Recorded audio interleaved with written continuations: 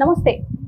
పెహల్గాం దాడి ఎంత సంచలనం క్రియేట్ చేసిందో మనం ప్రత్యేకంగా చెప్పుకోక్కర్లేదు. ముఖ్యంగా అక్కడ 26 మంది చనిపోవడమే కాకుండా ఇంకో 20 మంది గాయాల పాలయ్యారు. మరి దీని అంతటికి అక్కడ భద్రత లోపమే అని చెప్పేసి చాలా విమర్శలు వస్తున్నాయి. ఇందులో ముఖ్యంగా అంత మొత్తం పర్యాటక ప్రదేశం కాబట్టి ఖచ్చితంగా అక్కడ భద్రత ఎక్కువ ఉండాలి. మరి భద్రతకి ఏమయ్యింది? ఇంకో పక్క వాళ్ళు లోపలికి ఎలా చొరబడ్డారు అంటే వస్తే డైరెక్ట్గా కాశ్మీర్లోకి రావాలి లేదా శ్రీనగర్లోకి రావాలి, డైరెక్ట్గా ఈ పర్యాటక ప్రదేశంలోకి ఎలా వచ్చారు అని చెప్పేసి కూడా ఇలా మాట్లాడుతున్నారు. కానీ ఏదేమైనప్పటికీ ఇది ఒక పెద్ద ప్రభావమే చూపెట్టింది అనుకోవచ్చు శ్రీనగర్, జమ్మూ అండ్ శ్రీనగర్లో. అండ్ అక్కడికి పర్యాటకంగా వెళ్ళాలి అన్న భయానికి వస్తున్నారు. ఇంకో పక్క పెద్ద ఎత్తున పాకిస్తాన్ పైన చర్యలు తీసుకుంటుంది కేంద్ర ప్రభుత్వం.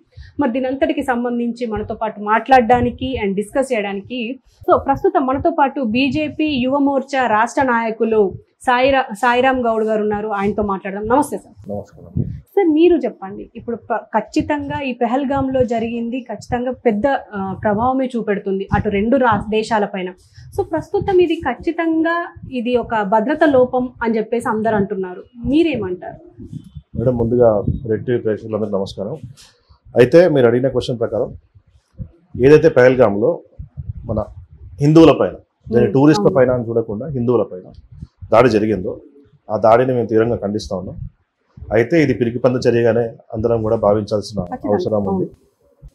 ఇక భద్రత లోపం అని అంటే అది కేవలం కొన్ని లెఫ్టిస్ట్ భావజాలం ఉన్న వాళ్ళు మాత్రమే దీన్ని వాషౌట్ చేయడానికి, దాన్ని వాషౌట్ చేయడానికి అంటే ఇది హిందువుల మీద కాకుండా దాడి అనేది వచ్చేసరికి వీళ్ళు దీన్ని కొంచెం వాషౌట్ చేసి దీన్ని కొంచెం ఫ్యాబ్రికేట్ చేసే ప్రయత్నం చేస్తూ ఉన్నారు. ఒకవేళ అంటే వీళ్ళు నిజంగానే వీళ్ళు అన్నట్టు భద్రత లోపం అని అనుకుంటే దీనికి ముందుగా బాధ్యత వహించాల్సింది అక్కడ రాష్ట్ర ప్రభుత్వం, జమ్మూ అండ్ కాశ్మీర్ రాష్ట్ర ప్రభుత్వం ఏదైతే ఉందో, ఫరూక్ అబ్దుల్లా గారు ఇప్పుడు ముఖ్యమంత్రిగా ఉన్నారు, ఆయన దానికి బాధ్యత వహించాలి.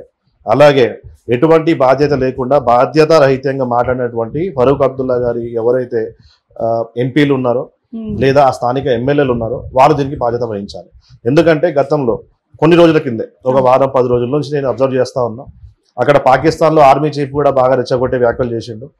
హిందువులు బాగా నీచం, మాకంటే ముస్లింల మేమే అంటే మా ముస్లింల కంటే గొప్ప వాళ్ళు ఎవరు లేరు, వీళ్ళు కాఫీర్లు, వీళ్ళని చంపితే మనకి దేవుడి దగ్గర జన్నత్ అంటే వాళ్ళకి స్వర్గం ప్రాప్తిస్తుంది, అక్కడ 72 మంది కన్యలతోనే వీళ్ళు ఎంజాయ్ చేయొచ్చు అని చెప్పి వీళ్ళకి ఒక సేయింగ్ ఉంది.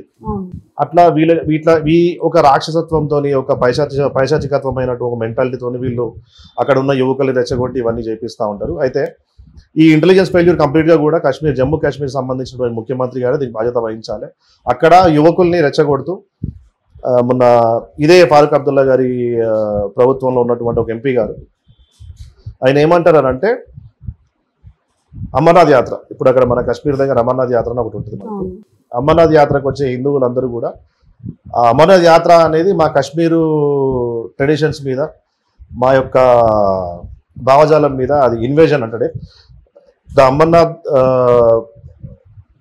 అది ఏదైతే ఇప్పుడు వస్తున్నారో అక్కడ మన భక్తులు, హిందూ భక్తులు ఎవరైతే వస్తున్నారో వీళ్ళ అంటే హిందువులంతా కూడా అక్కడ వాళ్ళ ట్రెడిషన్ల మీద, వాళ్ళ మతపరమైనటువంటి ఒక నమ్మకాల మీద అది దెబ్బ, వాళ్ళని మనం పాడు చేయడానికి వెళ్తున్నాం అని చెప్పి స్టేట్మెంట్ ఇస్తారు. అది ఎంతవరకు కరెక్ట్ నాకు ఇప్పటిదాకా అర్థం కాదు. ఇది ఒక ఇన్వేజన్ అంటాడు. ఇన్వేజన్ అంటే ఇప్పుడు మన భారతదేశం మీద ఎట్లయితే దండయాత్ర చేసారో వేరే ఇప్పుడు ఇస్లాం సంబంధించిన వాళ్ళు, బ్రిటిష్ వాళ్ళకి సంబంధించిన వాళ్ళు ఇట్లా ఎట్లయితే దండయాత్ర చేసారో అట్లా మనం చేస్తున్నాం అంటారు. మీరు అది ఎంతవరకు కరెక్టో మాకైతే ఇప్పటిదాకా అర్థం కాలే. వాళ్ళ మాటలు ఎప్పటికీ వాళ్ళు వెనక్కి తీసుకోలేదు. అక్కడ స్థానికంగా ఉండే ఒక ఎమ్మెల్యే ఏమంటాడనంటే ఇది కంప్లీట్గా కాశ్మీర్ అనేది కంప్లీట్గా పాకిస్తాన్ భూభాగం, అసలు ఇక్కడ 370 ఆర్టికల్ని తీసేయడం కూడా చాలా పెద్ద నేరం, మమ్మల్ని అణిచివేస్తున్నారు, ఇక్కడ ముస్లిం అందరూ కూడా, ఇక్కడ ఉన్నటువంటి ప్రజలందరూ కూడా చాలా ఆగ్రహావేశాలతో ఉన్నారు, ఇది సరైన చర్య కాదు, వెంటనే ఆ 370 ఆర్టికల్ని మళ్ళీ పునరుద్ధరించాలని చెప్పి చెప్తారు. అంటే వీళ్ళు ఏం సంకేతం ఇస్తున్నారు? భారతదేశంలో వండుకుంటూ భారతదేశం తిండి తిని, భారతదేశం ఉప్పు తిని వీళ్ళు ఎంతసేపు పాకిస్తాన్కి ప్రో పాకిస్తానీస్ అని చెప్పి నేను వర్ణిస్తున్నా వీళ్ళని.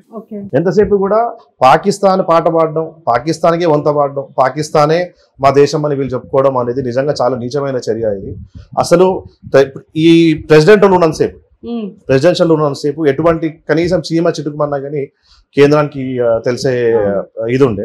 ఎప్పుడైతే ఎలక్షన్లు అయిపోయినాక ఎవరికి నచ్చిన స్టేట్మెంట్లు వాడిస్తున్నాడు, నోటికి ఏది వస్తే అది మాట్లాడుతున్నారు. దాని తర్వాత అక్కడ చాలా సార్లు కూడా మళ్ళీ రాళ్ళు రువే ప్రయత్నం చేస్తూ ఉంటే అక్కడ ఉండే బిఎస్ఎఫ్ బలగాలు కానీ లేకపోతే ఆర్మీ బలగాలు కానీ వాటిని నిర్వహించి, అలాగే అక్కడ ఉన్న యువతకి సపరేట్గా వాళ్ళందరినీ తీసుకుపోయి కౌన్సిలింగ్ ఇవ్వడం కానీ, లేకపోతే ఎవరైనా అన్ఎడ్యుకేటెడ్ ఉంటే వాళ్ళకి కూడా అక్కడ లోకల్గా, అంటే అందరూ చెడ్డవాళ్ళని చెప్పట్లేదు, కొంతమంది భారతదేశంలో ఈ 370 ఆర్టికల్ పునరుద్ధరించినాక అప్లికేషన్ అయినాక అక్కడ చాలా వరకు టూరిజం డెవలప్ అయింది. టూరిజం డెవలప్ అవ్వడం వల్ల అక్కడ ట్యాక్సీ రూపంలోనో, పండ్లు అమ్ముకునే రూపంలోనో, లేకపోతే హోటల్స్, చాలా వరకు ఇండస్ట్రీస్ కూడా ఈ టూరిజం ఇండస్ట్రీ అనేది కొంచెం మెరుగుపరుస్తూ వచ్చింది.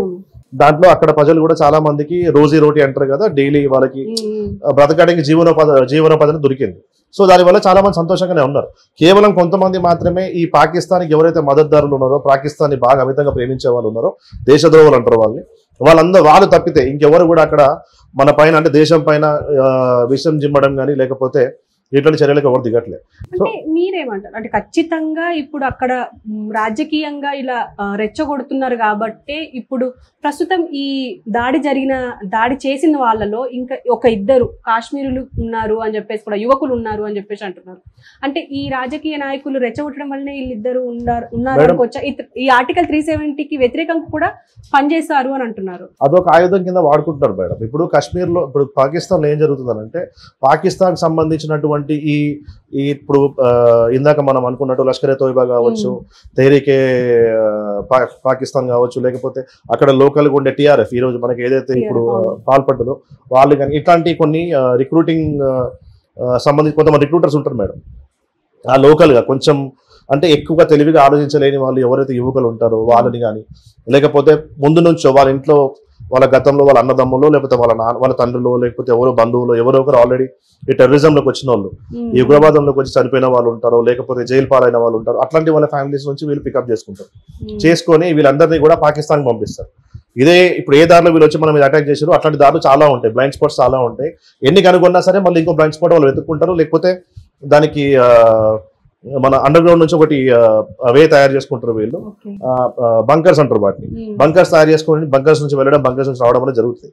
ఇప్పుడు ఎంత పహారా కాసినా కూడా మిలిటరీ అక్కడ ఏదో ఒక దగ్గర బ్లైండ్ స్పాట్స్ అనేవి ఉంటాయి మేడం. వీళ్ళు ఎప్పటికీ అవుట్ పోస్ట్ లో ఉంటారు, ఫార్వర్డ్ పోస్ట్ లో ఉంటారు మిలిటరీ వాళ్ళు, బిఎస్ఎఫ్ వాళ్ళు ఎప్పుడు కూడా అక్కడ ఎప్పటికప్పుడు పాట్రోలింగ్ ట్రూప్స్ ఇవన్నీ ఉంటాయి.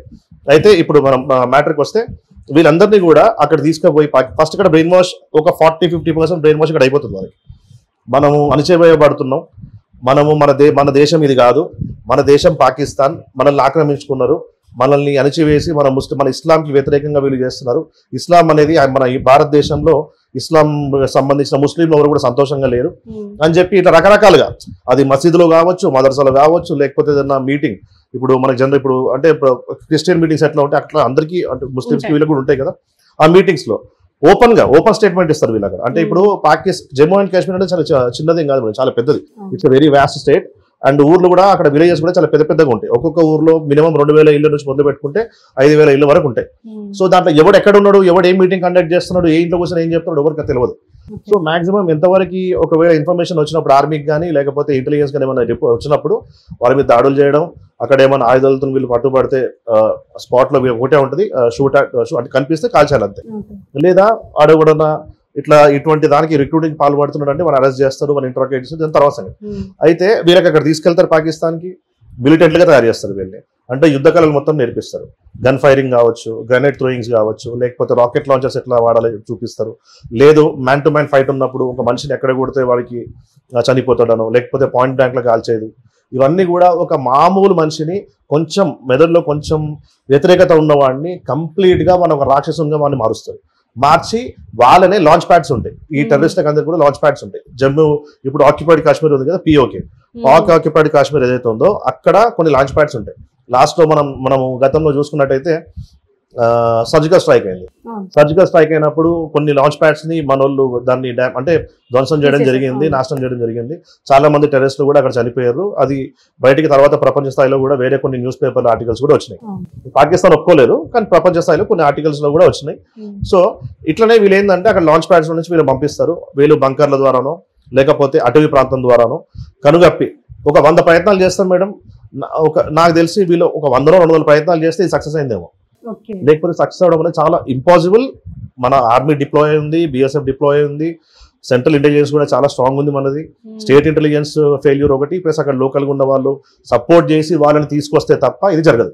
ఓకే. లోకల్లో ఖచ్చితంగా దేశద్రోహులు ఉన్నారు. అంటే అక్కడ ఇప్పుడు ప్రస్తుతం ఎందుకు మోడీని టార్గెట్ చేసి మాట్లాడారంటే, ఎందుకంటే ఆ రోజు దాడి జరిగిన రోజు ఒక వైఫ్ అండ్ హస్బెండ్ లో ఆ హస్బెండ్ ని చంపితే నన్ను కూడా చంపేయండి అని అంటే, పోయి మీ మోడీకి చెప్పుకొని నేను నిన్ను చంపను అని చెప్పేసి అన్నారు. అంటే దీనికి సంబంధించి అంటే మోడీని ఎందుకు టార్గెట్ చేసి ఉంటారు అని అంటారు?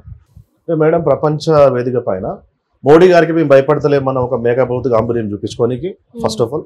రెండోది, అక్కడ టార్గెట్ చేసింది ఓన్లీ హిందువులనే. ఎందుకనంటే బీజేపీ హిందువులకు మాత్రమే మంచి చేస్తుంది అని చెప్పి ప్రపంచ వేదిక మీద చూపించుకోవడానికి.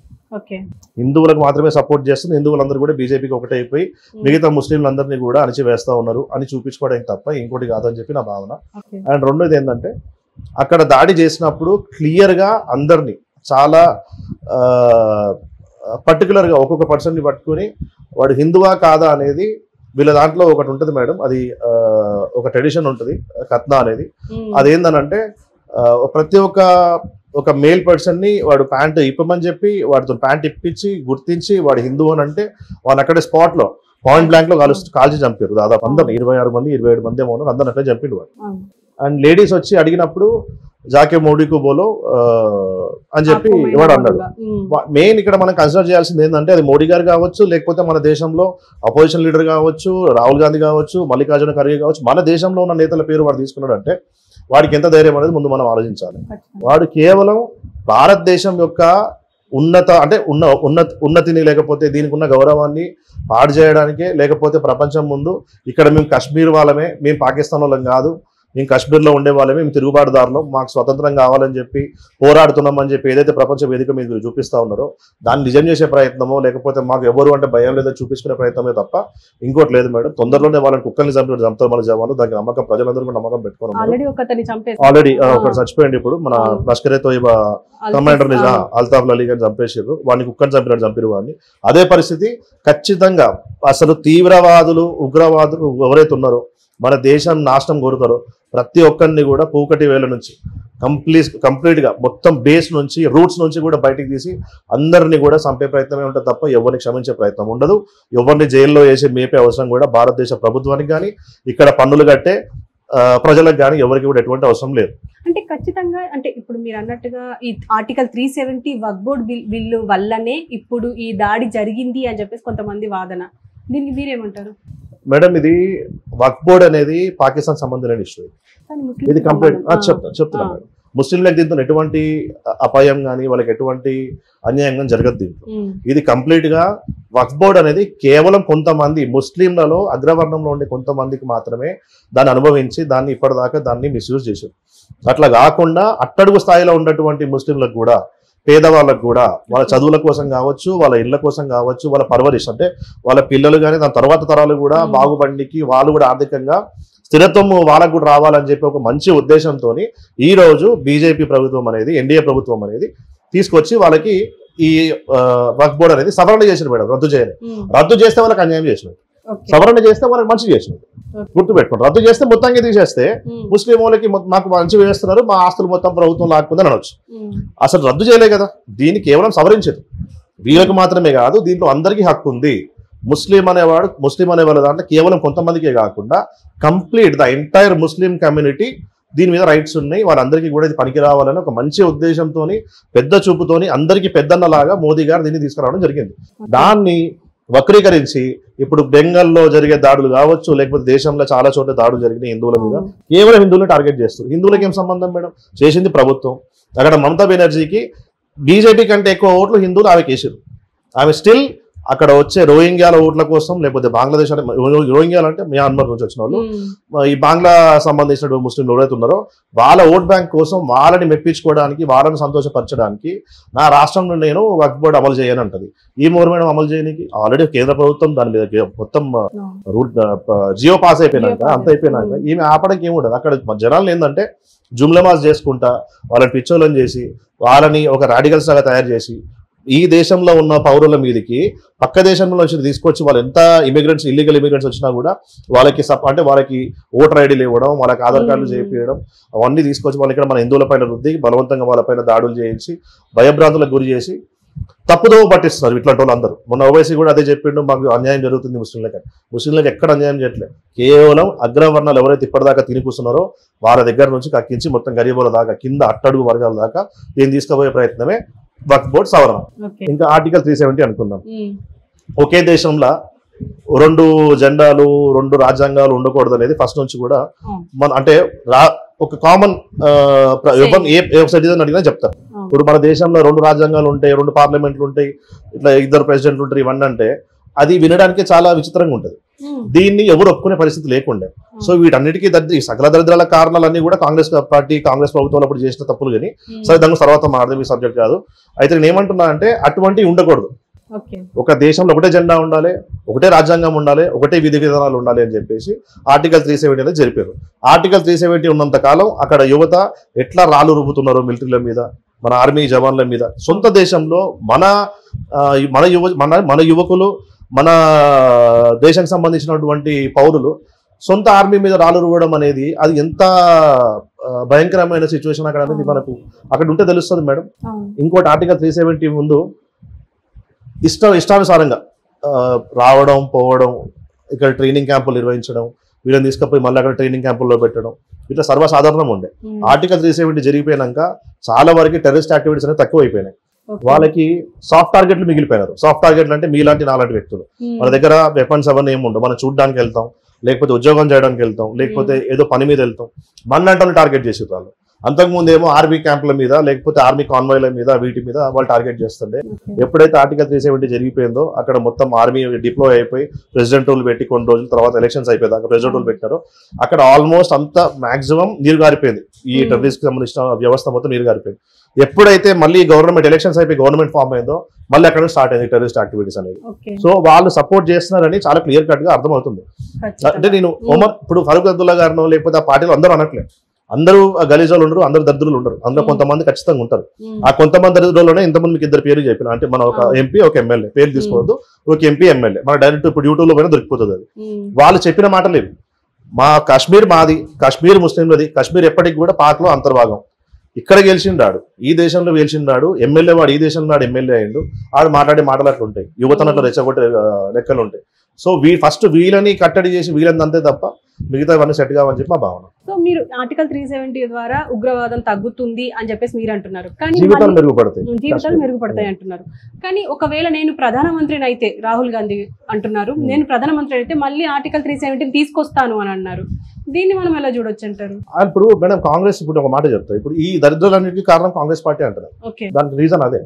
ఇప్పుడు 1947 లో ఒక మతం బేస్ చేసుకొని మతం కోసం ఒక దేశం సపరేట్ దేశం చేసినప్పుడు ఇక్కడ ముస్లిం ఎందుకున్నారని చెప్పి సగటున నేను అడగొచ్చు ఒక సిటిజన్. నాకు కూడా అడిగేసి నాకు స్వేచ్ఛ ఉంది. ఎందుకుంటారు ఇక్కడ? మీరు ఓటు అనేది ఒకటి, అంటే ఓటేయాలి మీరు, మీ ఒపీనియన్ పోల్ అని ఉంటుంది. ఇప్పుడు జనరల్గా ఇప్పుడు మనకు ఒపీనియన్ పోల్ వస్తాయి. మనం ఏమైనా చెప్పాలనుకుంటే భారతదేశంలోనో లేకపోతే మన స్టేట్ లోనో లేకపోతే మన కాన్స్టిట్యున్సీలోనో ఏదైనా మన ఒపీనియన్ చెప్పాలనుకుంటే అన్ని రకాల అన్ని సామాజిక వర్గాలకు సంబంధించిన వాళ్ళు అన్ని కమ్యూనిటీ వాళ్ళని మనం ఓటు అడుగుతాం. మీరు ఓటు వేయండి, మీ ఉద్దేశం మీద ఓటు వేస్తే దాన్ని బట్టి మనం పలానా డెసిషన్ తీసుకుందాం అని ఉంటుంది. అయితే ఇదే నెహ్రూ, ఇదే జిన్నా, ఇదే గాంధీ వీళ్ళు ఏమని సిస్టమ్ పెట్టారంటే సపరేట్ దేశం కావాలా వద్దా, ఓటేయండి, దేశంలో వాళ్ళందరూ ఓటేయండి. అప్పటికి ఇంకా పార్టిషన్ అవ్వలే, అందరూ ఓటేయండి అని అడిగిండు. ఓటు ఎవరు వేయాలి తెలుసా మేడం? ఓన్లీ ముస్లింలే వేయాలి. ముస్లింకి ముస్లిం దేశం కావాలంటే అవుననే వేస్తాడు కానీ కాదని వేస్తాడా? అందులో 99.9% వాళ్ళే వేసారు. మేము ఈ దేశం వదిలేసి మాకు సపరేట్ దేశం ఇచ్చేది, ఆ దేశంలో పోయి ఉంటామని అన్నారు. ఆ దేశంలో పోయి ఉండాలి కదా, పోయిర్రా, పోలే. ప్లస్ ఇంకోటి ఏమైంది, మారణ హోమం జరిగింది. 42 లక్షల మంది హిందువులు సిక్కులు ఊచకోతకు గురయ్యారు. ఆడవాళ్ళని మానభంగం చేశారు. శవాలు కూడా దొరకలేదు ఆడవాళ్ళది.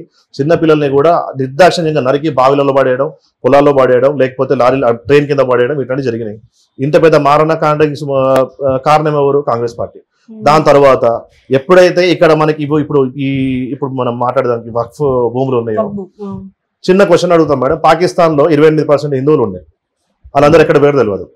ఇప్పుడు జస్ట్ 2.3% ఏమో ఉన్నారు అంతే. అక్కడ నుంచి 28 నుంచి 2.3%కి మన హిందువులు తగ్గిపోయారు. మన దగ్గర 12% ఉన్న వాళ్ళు ఈరోజు 28%కి వచ్చారు, 30%కి ఏమో వచ్చారు. ఎక్కడ అన్యాయం జరుగుతుంది మేడం? అన్యాయం ఎక్కడ జరుగుతుందా, ఇక్కడ జరుగుతుందా? పోనీ అక్కడ పార్టిషన్ అయిపోయినాక హిందువుల భూములు కానీ హిందువుల ఆస్తులు కానీ హిందువుల కోసమే, ఇది హిందువుల కోసం పెడదామని చెప్పాలి ఏమన్నా అన్నారా? అనలేదు కదా. పాకిస్తాన్ మతం పేరు మీద విడిపోయి అది పాకిస్తాన్ అయింది, అది ముస్లిం దేశం అయింది. వెస్ట్ బెంగాల్ ఇప్పుడు మన బంగ్లాదేశ్ విడిపోయి అది ముస్లిం దేశం అయింది. భారతదేశం మాత్రం ఎందుకంటే సెక్యులర్ అయింది? ఈ సెక్యులర్ అనే పదం ఎక్కడి నుంచి వచ్చింది? ప్రపంచంలో ఎక్కడైనా సెక్యులరిజం ఉందా? ఏంటి భారతదేశంలో ఎందుకు ఉంది? హిందువుల మీద ఎందుకు దాడులు జరిగినాయి? వక్ఫ్ భూములు అని చెప్పి ముస్లింల పేరు మీద అన్ని భూములు పెట్టుకొని కొన్ని లక్షల ఎకరాలు పెట్టుకొని రైల్వే తర్వాత అత్యధికమైనటువంటి ఆస్తులు కలిగి ఉన్న ఏదైనా ఒక వ్యవస్థ ఉందంటే అది వక్ఫ్ వ్యవస్థ అని చెప్పేసి అందరూ తెలిసింది. ఈ రోజు ఇది వరకు మనకు తెలియదు మేడం. కాంగ్రెస్ ప్రభుత్వం ఉన్నంత వరకు మీకు తెలియదు, నాకు తెలియదు.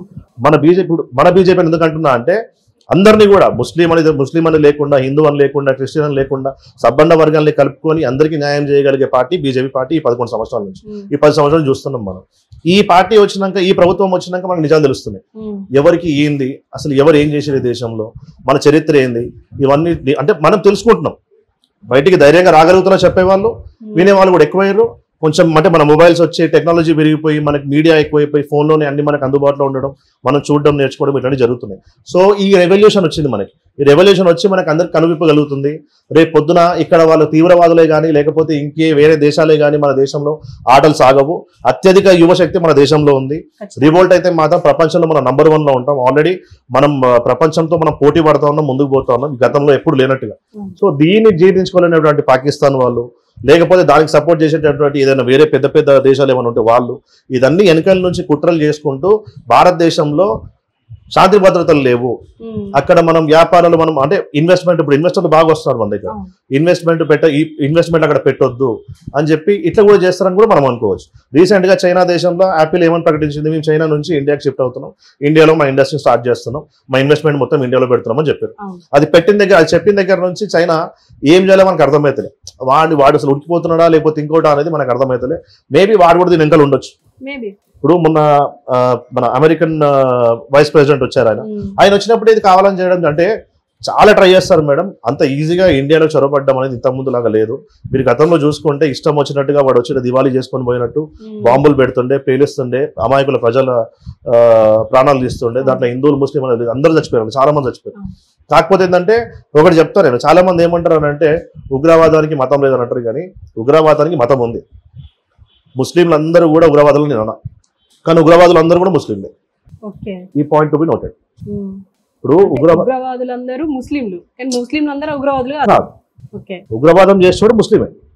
ముస్లింలు అందరూ ఉగ్రవాదులు నేను అంటలేను, కానీ ఉగ్రవాదులు అందరూ ముస్లింలే కదా, నేను అది చెప్తున్నా. అయితే కానీ మన దేశంలో అంటే భిన్నత్వంలో ఏకత్వం అంటారు, ముస్లిం హిందువులు బాయ్ బాయ్ అంటాము. కానీ ఇక్కడ చూస్తే మాత్రం సెక్యులర్ పార్టీ, యాంటీ సెక్యులర్ పార్టీలు ఎక్కువ అవ్వడం వల్లనే ఈ దాడులు జరుగుతున్నాయి అని చెప్పేసి కొంతమంది వాదన. యాంటీ సెక్యులర్ పార్టీలు అసలైన సెక్యులర్ పార్టీ బీజేపీ పార్టీ.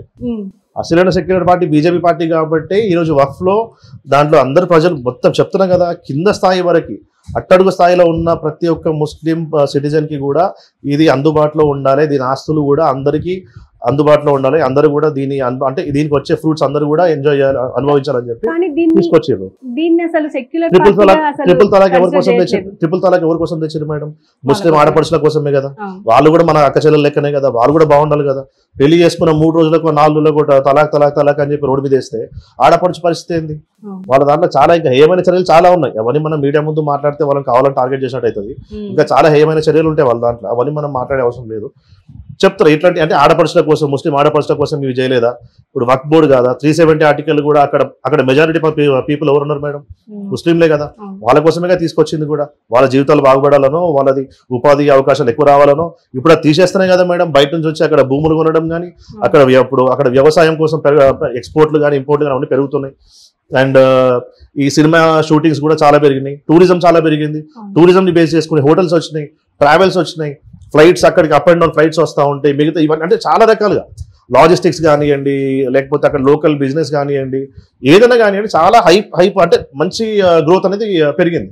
ఈ ఒక్క దాడితోని వాళ్ళు దీన్ని మేము ఆపేసినాం, ఇంకెప్పుడు టూరిస్టులు రారు దీనికి అని అనుకుంటే అది పొరపాటే. నిజంగా ఎవరైతే టెర్రరిస్టులు ఉన్నారో వాళ్ళు నిజంగా వాళ్ళు పొరపాటు పడ్డట్టే.